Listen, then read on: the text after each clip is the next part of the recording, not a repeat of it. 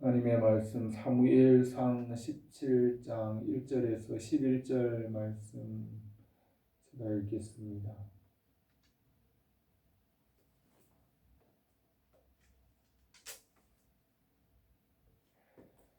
블레셋 사람이 그들의 군대를 모으고 싸우고자 하여 유다에 속한 소고에 모여 소고와 아세가 사이에 에스담림에 진침해 사울과 이스라엘 사람들이 모여서 엘라 골짜기에 진치고 블레셋 사람들을 대하여 전열을 벌였으니 블레셋 사람들은 이쪽 산에 섰고 이스라엘은 저쪽 산에 섰고 그 사이에는 골짜기가 있었더라.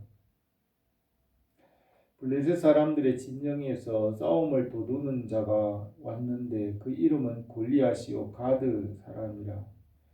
그 키는 6규빗의 한 뼘이요 머리에는 놋투구를 썼고 몸에는 비늘 갑옷을 입었으니 그 갑옷의 무게가 놋 5,000세겔이며 그 다리에는 놋 각반을 쳤고 어깨 사이에는 놋 단창을 메었으니 그 창자루는 배틀채 같고 창날은 철 600세겔이며 방패든 자가 앞서 행하였더라.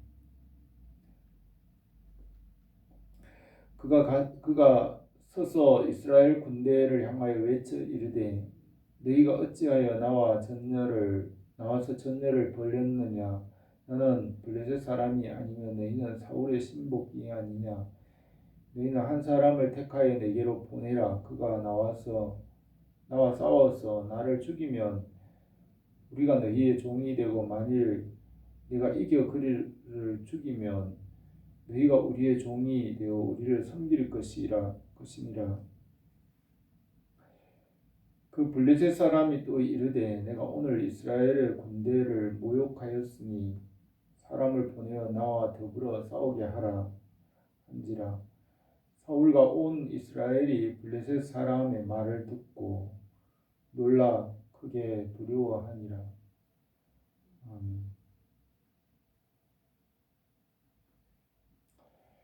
사무엘상 16장부터 사무엘상의 기록의 후반부입니다. 전반부까지는 사울을 중심으로 사무엘이 활동하였고 후반부에서는 16장부터는 다윗이 등장합니다. 사무엘이 다윗에게 기름을 부어 왕으로 세웠고 다윗에게 성령이 임하였습니다. 다윗이 사울 왕에게 불려가서 그의 얼굴을 알리고 그의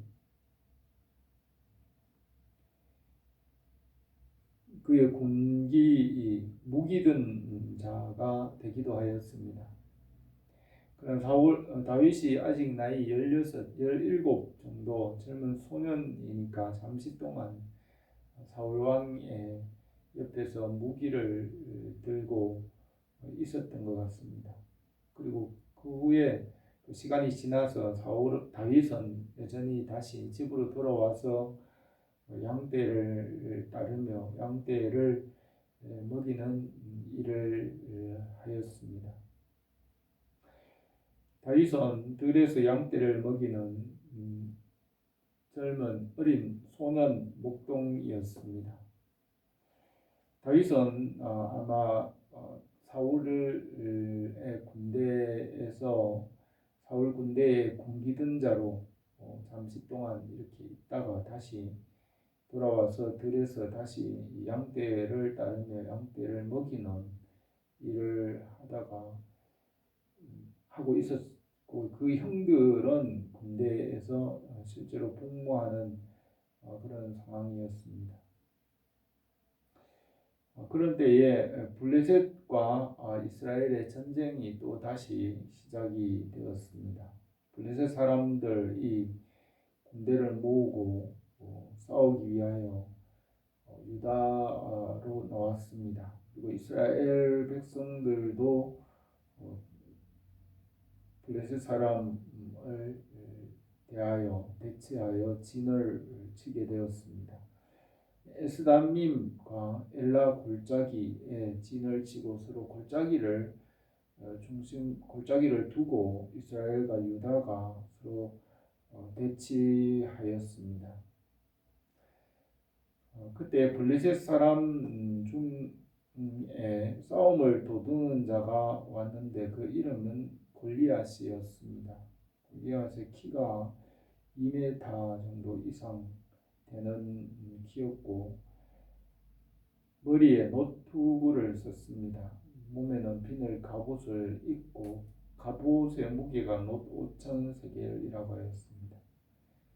그 당시에는 철이 귀한 때였고 놋도 철이나 이런 놋이나 이런 것들이 귀한 때였습니다. 이스라엘 백성들 중에는 이런 철이 특정한 사람들에게만 있었고 일반인들에게는 철이 귀한 때였습니다. 그런데 이 골리앗은 그 온몸에 철과 비늘 갑옷으로 몸에 무겁게 입었습니다. 놋 각반에 또 어깨 사이에 놋 단창을 메었는데 창자루가 배틀째 같고 창날이 철로 되었다고 했습니다. 그 당시에 철 무기를 가진 사람이 많지 않았습니다. 방패를 또 다른 사람이 옆에 방패 든 자가 또 따로 행하였습니다. 골리앗이 이렇게 많은 철과 놋으로 무장을 하고 나왔습니다. 이 골리앗이 이렇게 신체가 크고 놋과 철로 이렇게 몸에 많이 무장을 하였는데 전쟁을 할 때 이렇게 싸움을 도두기 위하여서 겁을 주기 위하여서 이런 모습으로 나왔는데 실제로 전쟁을 하려면 몸이 둔하여서 어려울 수도 있습니다. 그러나 이 사람들이 그 골리앗의 모습에 위협을 느꼈습니다. 골리앗이 와서 큰 소리로 이스라엘 사람들에게 싸움을 걸어왔습니다. 내가 너희에게 지면 너희 종이 되고 내가 이기면 너희가 우리 종이 되라고 한 사람을 보내서 싸우자고 하였습니다. 그리고 지금 한 사람을 보내어서 나와 싸우자라고 싸움을 걸어왔습니다.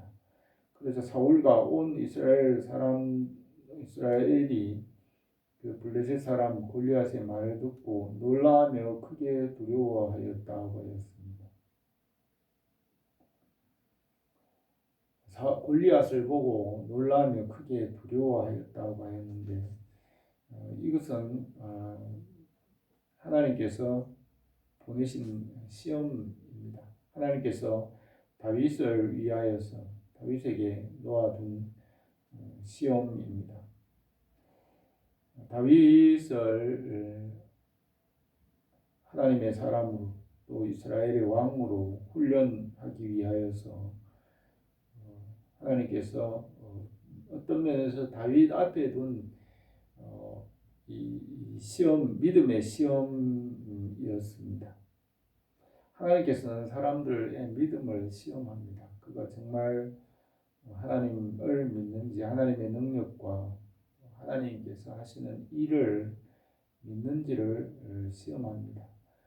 외적으로 일어나는 일들, 외적으로 크게 보이는 것들과 실제로 하나님께서 일하시는 그 하나님의 손길을 볼 수 있는 믿음의 눈을 시험합니다.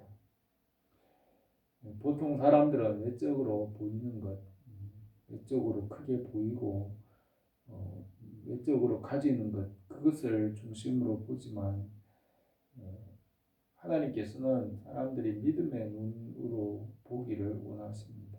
믿음으로 하나님께서 하시는 그 손길을 볼 수 있는 그런 믿음의 눈이 있는지를, 믿음의 안목이 있는지를 하나님은 시험하시는 것입니다. 그래서 이런 믿음의 시험이 그 사람을 온전하게 한다고 했습니다.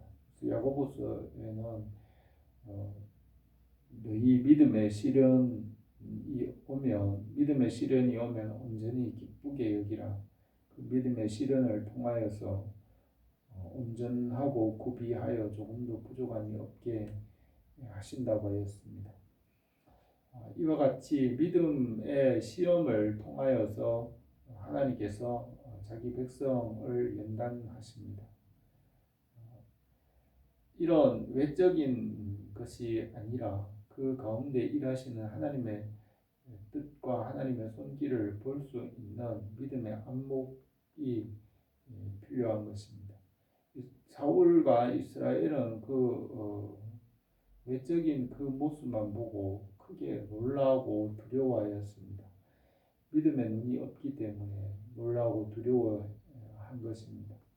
그러나 이 모든 일들을 통하여서 하나님의 뜻과 하나님의 계획을 볼 수 있는 그런 믿음의 안목이 있어야 합니다. 그래서 바울도 말하기를 너희가 이 세상을 살아갈 때에 하나님의 선하고 온전한 뜻이 무엇인지를 분별하라고 하였습니다.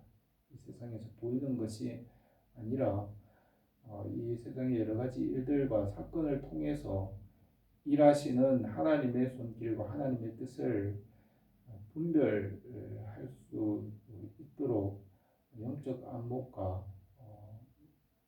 말씀의 지혜를 가지라고 하였습니다. 이런 상황에서 외적인 것이 아니라 하나님의 뜻을 우리가 볼 수 있어야 할 것입니다. 오늘도 우리가 이 세상에 있는 보이는 것만이 아니라 하나님을 바라보고 말씀을 생각하며 믿음으로 우리가 살아갈 수 있기를 바랍니다. 기도드리겠습니다. 은혜로우신 우리 하나님 아버지, 오늘도 우리에게 성령으로 충만하게 하시고 성령 안에서 말씀의 지혜와 하나님을 아는 지혜로 우리에게 충만하게 하여 주시옵소서. 믿음의 눈을 가지게 하여 주시고 이 땅의 것이 아니라 주님 바라보고 위를 바라보고 주님 바라보며 복음에 합당한 삶을 살게 하옵소서. 예수님의 이름으로 기도드립니다.